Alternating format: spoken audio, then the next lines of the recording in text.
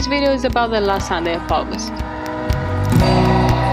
I decided to spend that Sunday away from the sea and the exotic beaches of Chalkidiki since I had the opportunity to experience something new and make traditional homemade tomato sauce with friends in a village called Prasinada.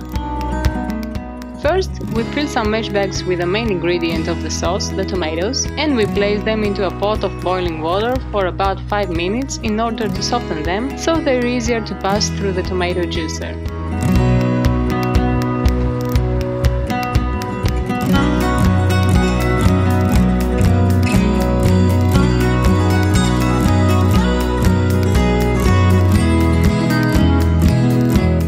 Next, we fed the tomatoes into the juicer one by one.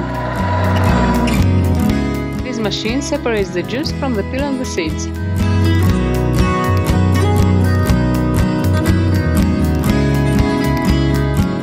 When the bucket was filled with juice, we gradually transferred it into 3 big containers, making sure each of them had the same amount of juice. Then we followed the same steps as with the tomatoes for the peppers, carrots and onions.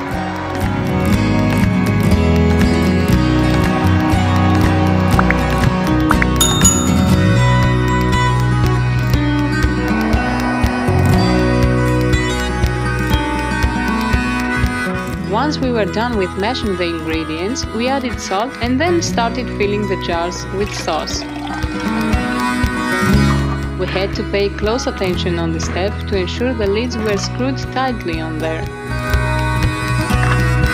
In the final step of our sauce making process, we placed all the jars with the sauce in 2 big pots filled with water and let them boil for 30 minutes.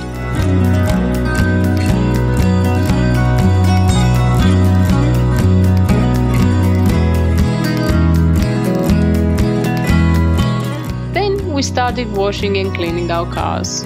Because what else can you do while you're waiting for the sauce to boil?